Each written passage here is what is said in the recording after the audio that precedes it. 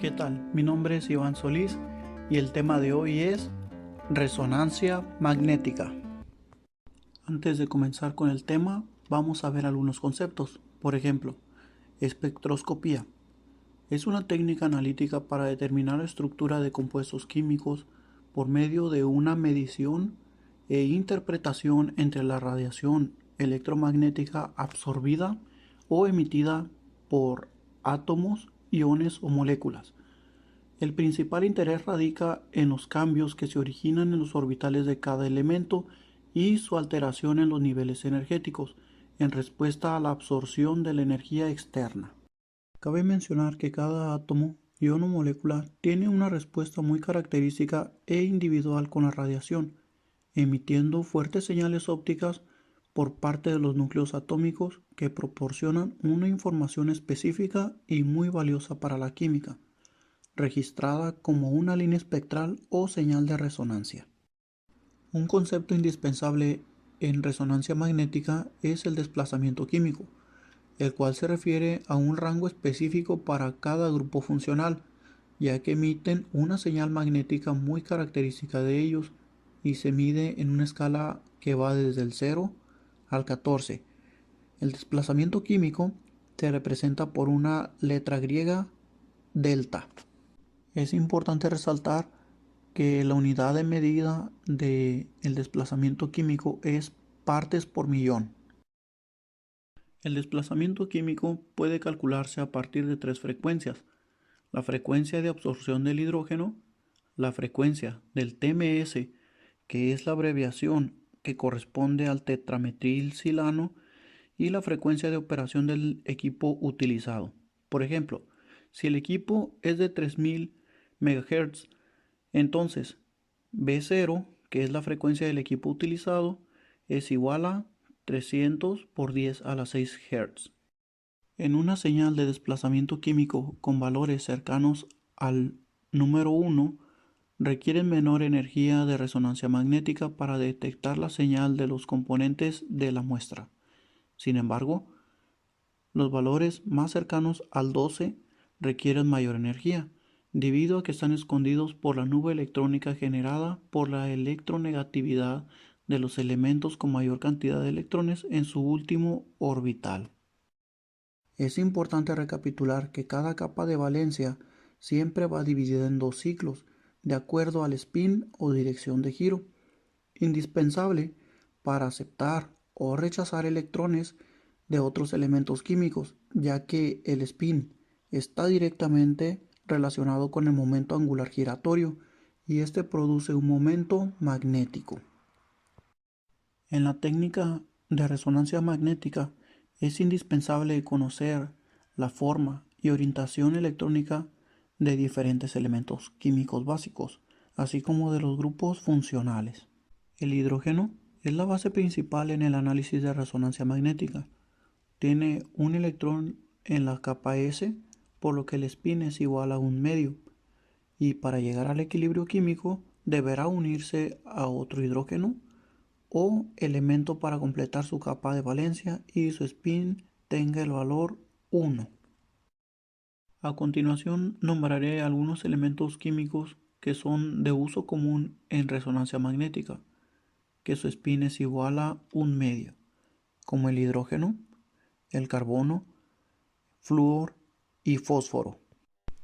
Elementos con un spin mayor a un medio es el hidrógeno diatómico, el nitrógeno y el boro. El acoplamiento entre spin es indispensable, ya que muestra una señal emitida por un compuesto orgánico. El spin se representa con una señal de hidrógeno y su proporción se representa con una letra griega, en este caso alfa y beta, que indica que hay dos hidrógenos que se encuentran muy cerca, emitiendo una señal con una intensidad energética de proporción 1 a 1, conocida como doblete. En los espectros de resonancia magnética podemos observar e identificar distintas señales de acuerdo a la proporción de hidrógeno. Aquí tenemos una tabla donde en la primera columna se muestra la estructura y cómo están distribuidos los hidrógenos para las diferentes señales. En la segunda columna tenemos el número de hidrógenos vecinos de cada estructura. En la tercera columna tenemos el spin. En la cuarta columna tenemos la imagen de cada una de las señales. Y finalmente está el nombre asignado a las diferentes señales. Un pico, singlete, dos picos, doblete, tres picos, triplete, cuatriplete, etc. Sin embargo, el espectro de resonancia magnética puede presentar múltiples picos en una sola señal, de acuerdo al triángulo de Pascal. Un caso muy interesante en la resonancia magnética nuclear son los protones equivalentes. Estos emiten una sola señal, por lo que es muy complicado poder identificar el compuesto.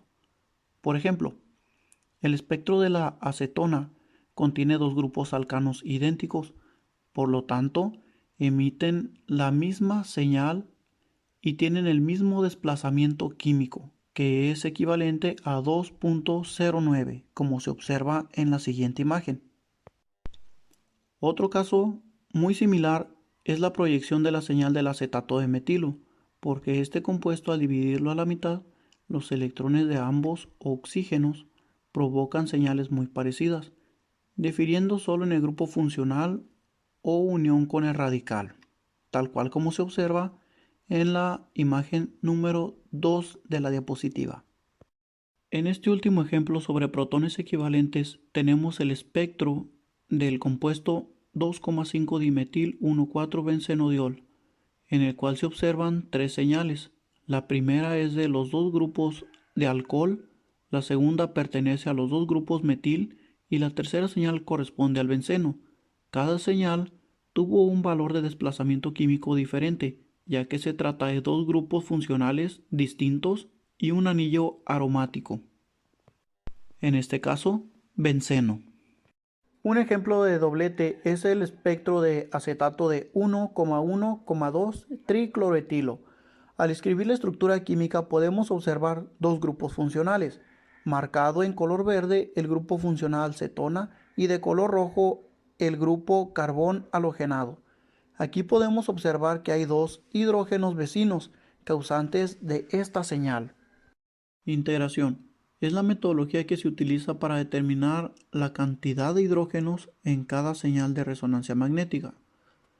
Actualmente, los programas efectúan la integración matemática respecto a la diferencia de altura entre las señales obtenidas.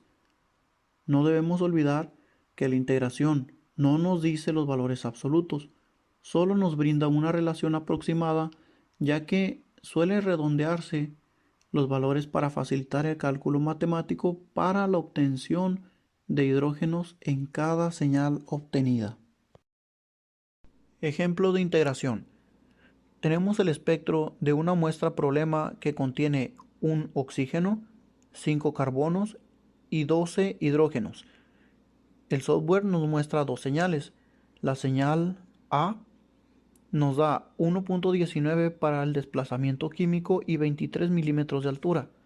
La señal B, 3.30 para el desplazamiento químico y 8 milímetros de altura. A partir de estas señales de resonancia magnética debemos encontrar la distribución de hidrógenos entre los átomos de carbono y el oxígeno. Para ello, debemos sumar los valores de integración, es decir, los que se encuentran entre el paréntesis de color naranja. En este caso, 8 más 23 igual a 31, equivalente al valor total de hidrógenos que es 12. Entonces aplicamos la regla de 3.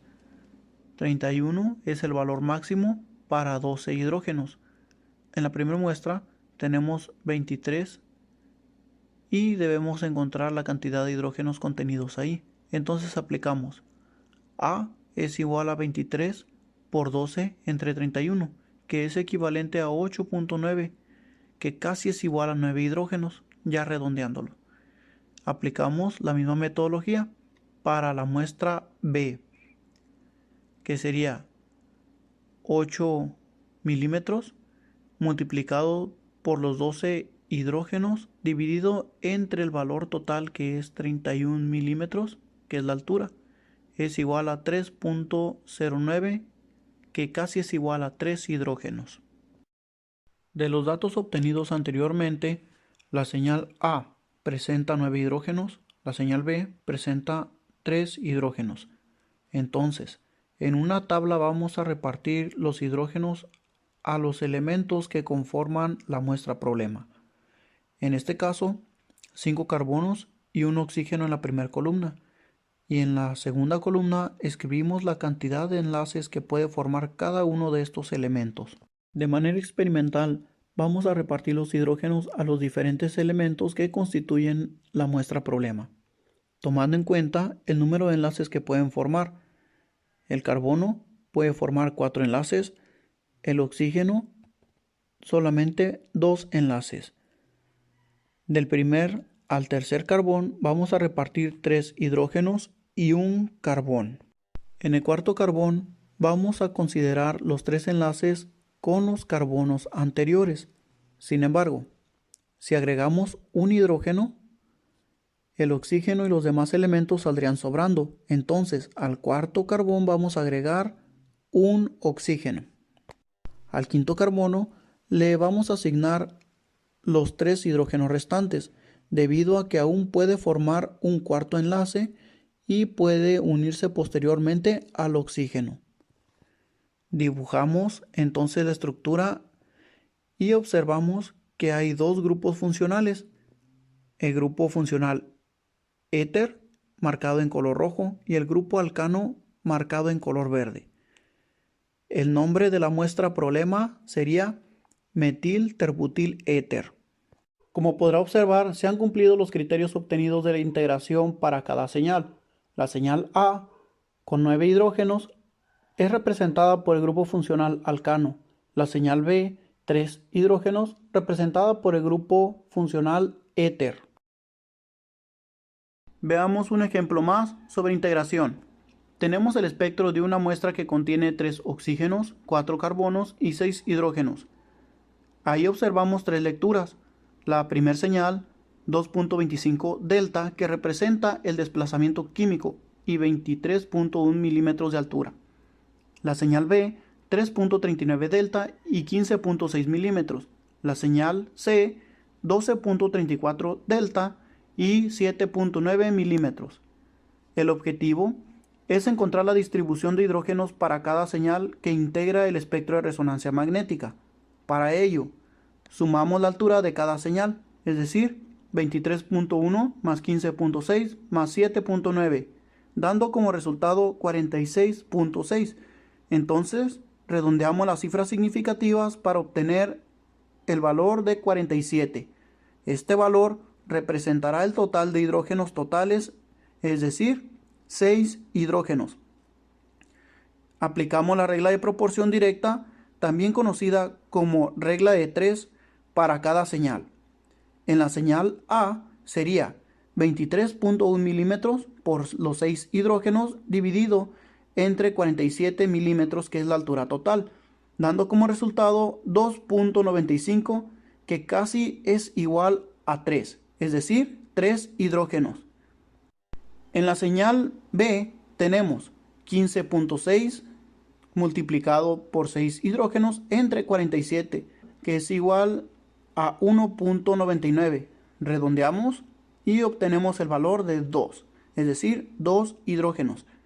En la señal C tenemos 7.9 multiplicado por los 6 hidrógenos entre 47, dando como resultado 1.009, es decir, 1 hidrógeno. Posteriormente vamos a organizar los hidrógenos de acuerdo a la cantidad de enlaces que puede formar cada elemento que integra al compuesto que se está analizando, a partir de los datos obtenidos para cada señal. En la señal A tenemos 3 hidrógenos, la señal B 2 hidrógenos y la señal C 1 hidrógeno. Entonces, dibujamos una tabla donde contenga 4 carbonos y 3 oxígenos en la primera columna. En la segunda columna, escribimos el número de enlaces que puede formar cada elemento. Entonces, al primer carbono le asignamos 3 hidrógenos y un enlace con otro carbono. Al segundo carbono le asignamos 2 hidrógenos y 2 carbonos, porque si agregáramos los 3 hidrógenos cerraríamos la cadena y aún nos quedan más elementos por designar. Al tercer carbono le asignamos los dos enlaces anteriores y completamos sus 4 enlaces con un oxígeno. El cuarto carbono lo enlazamos con el primer carbono asignado. Agregamos también un oxígeno para completar sus 4 enlaces. Entonces observamos que nos queda un enlace vacío de carbono, un oxígeno y un hidrógeno. Por lo tanto, el oxígeno formará un enlace entre carbón e hidrógeno. Finalmente, vamos a dibujar la estructura resultante y al dividirla observamos dos grupos funcionales, marcado con color rojo el grupo acetona y de color verde el grupo ácido carboxílico. Entonces, el compuesto resultante del análisis de resonancia magnética se llama ácido acetoacético. Aquí también se han cumplido los criterios obtenidos de la integración para cada señal.